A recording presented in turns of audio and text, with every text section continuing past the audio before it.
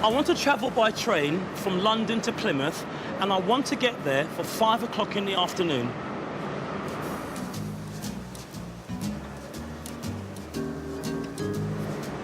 Here is a train timetable of all the times of the trains. If I want to arrive in Plymouth for 5 p.m, which train should I catch?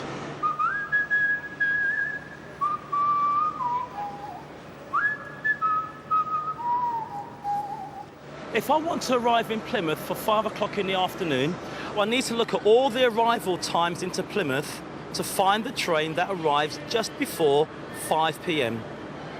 But there doesn't seem to be one. The times in timetables are written in the 24-hour clock. So midday is 12, 1 o'clock is 13, and so on. So let's have another look.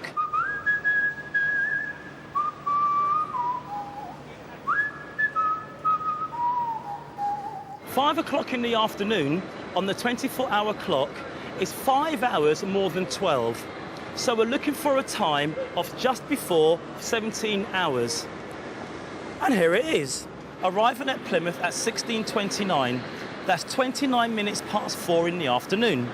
And it leaves London at 13:06, and that's 6 minutes past 1. So that's the one to catch.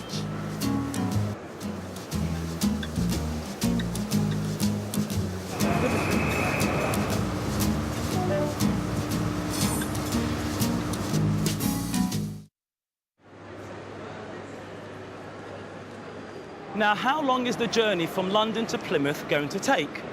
You can work it out from the timetable.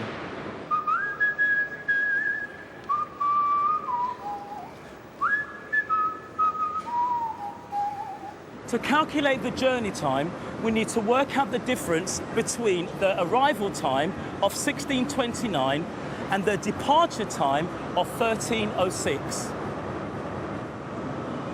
These are hours and these are minutes. So the difference between them is 3 hours and 23 minutes, which is how long the journey takes.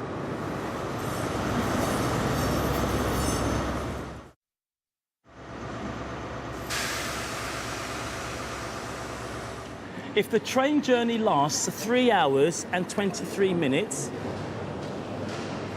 and the distance from London to Plymouth is 240 miles, what is the train's average speed for the whole journey?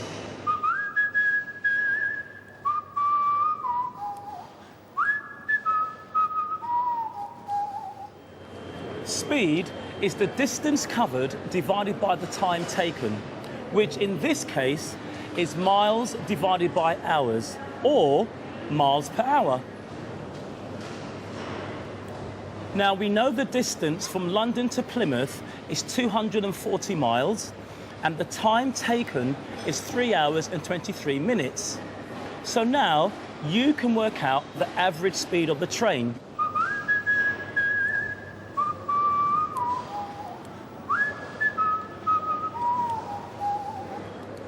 We need to convert 3 hours, 23 minutes all into minutes.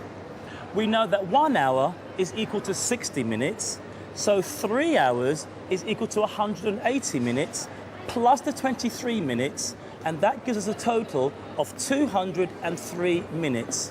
So now we can work out the average speed.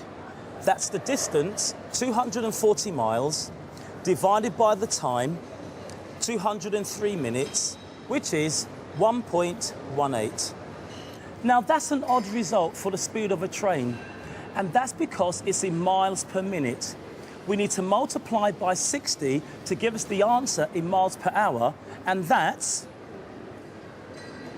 70.9 miles per hour.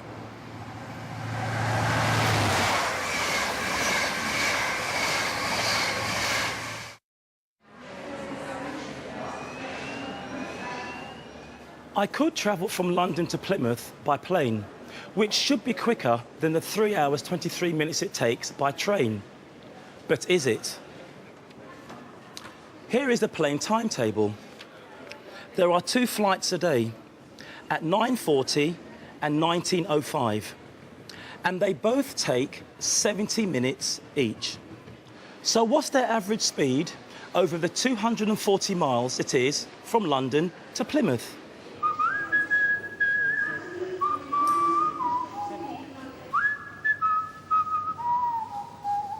Speed is distance divided by time. So that's 240 miles divided by the 70 minutes, and that equals 3.43 miles per minute. If I multiply that by 60, that gives me 205.7 miles per hour. That seems much faster than the train, but is it? There's more to the journey than just a 70-minute flight. It takes 40 minutes to get from the centre of London to the airport. And it takes about 40 minutes to check in. And once you're in Plymouth, it takes about 30 minutes to collect your bags. And another 20 minutes to get to the city centre. So what's the average speed of the whole journey now?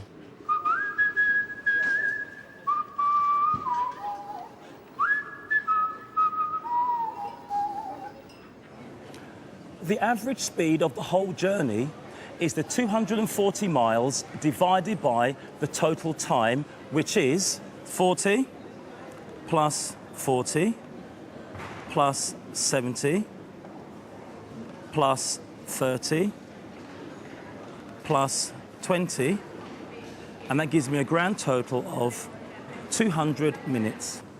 So if we divide 240 miles by 200 minutes, that gives us a total of 1.2 miles per minute. If we multiply this by 60, that gives us an answer of 72 miles per hour, which is pretty much the same speed as the train.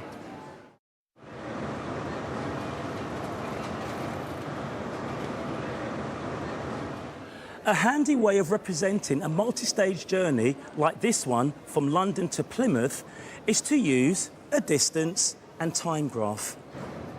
Up the vertical axis is the distance from central London to Plymouth, and along the horizontal axis is the time taken, and that is 3 hours and 20 minutes. For the first 40 minutes of the journey, we're travelling from the centre of London, and that takes us 40 minutes to travel just 10 miles. Here are the other stages of the whole journey. Use the information to complete the graph for yourself and calculate the average speed of the whole journey.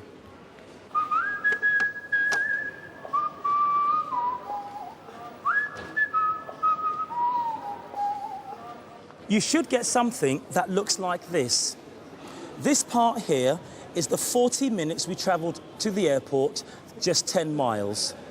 Next is the check-in, and it takes us 40 minutes to go no distance at all. Next is the 17-minute flight, and this takes us up to this point here. Then there's 30 minutes to collect the bags in Plymouth. And 20 minutes for the final 10 miles of the journey that takes us into the centre of Plymouth, which completes the 240 miles in 3 hours and 20 minutes. To work out the average speed of the whole journey, join the two ends of our graph like this. So from 1 hour on the horizontal time axis, look for the corresponding point on the distance vertical axis, and that gives us an answer of just over 70 miles. So the average speed for the whole journey is just over 70 miles per hour.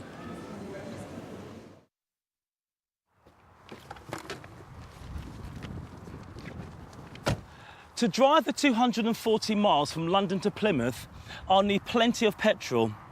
And the price of petrol today is 110 pence per litre. And I need to work out how much the journey will cost. To get from London to Plymouth, I can use the motorway or the ordinary roads. On the motorway, my car does 70 miles per hour and it does 30 miles for 1 gallon of petrol. If I go on the ordinary roads, my car does 50 miles per hour with 40 miles to 1 gallon of petrol. So how much do these two alternatives cost? And you'll need to know that 1 gallon is equal to 4.5 litres.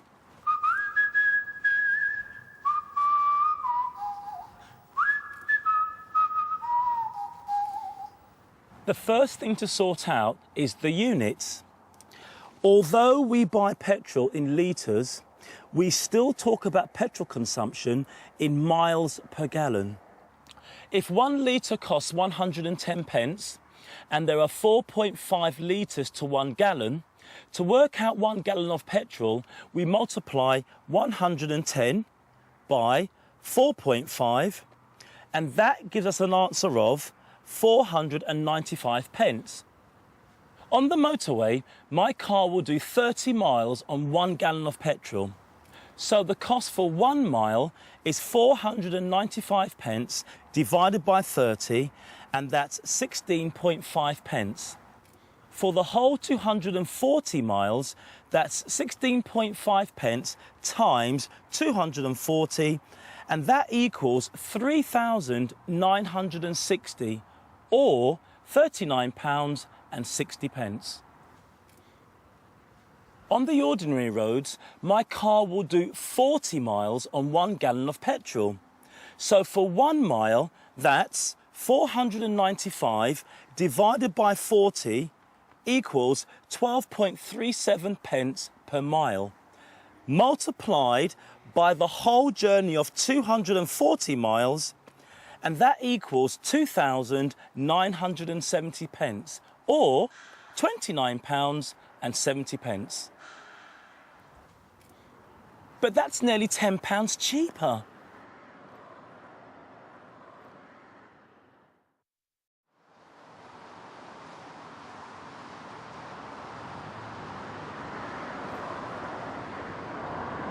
This is the busy M25 round London.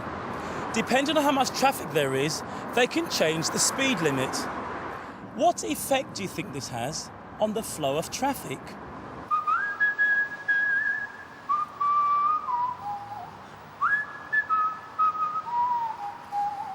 The faster the traffic, the bigger the gap each driver leaves in between the car in front, in case they all have to suddenly stop. When the speed limit is reduced, cars can drive closer behind each other so more cars can use the road.